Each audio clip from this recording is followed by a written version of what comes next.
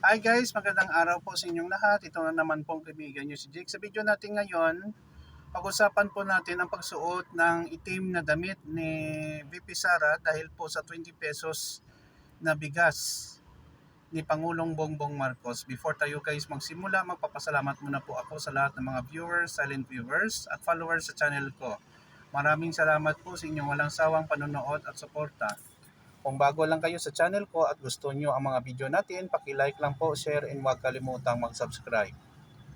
May isang artikulo na basa ko sa Facebook na nasaad, no? Na si VP Sara ay nagsuot ng itim na t-shirt or black t-shirt. Parang nagluluksa siya dahil successful ang programa ni Pangulong Bongbong Marcos na magtinda ng murang bigas na 20 pesos na pinangunahan ng NFA doon sa Cebu.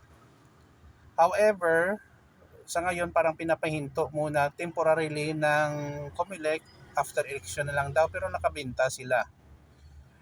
Ano po ang ibig sabihin nito? Nagluluksa si Inday Sara kasi successful ang programa ng ating mahal na Pangulo, si Ferdinand Bongbong Marcos. Matagal na pangarap ng ating mahal na Pangulo na makapagbenta ng 20 pesos per kilo na bigas sa ating mamamayan. Ilang taon ang hinintay at sa ngayon na-implementa po. So yun lang po guys. Maraming salamat po. Mahal ko kayo. Ingat po tayo lagi. Please like, share, and huwag kalimutang mag-subscribe.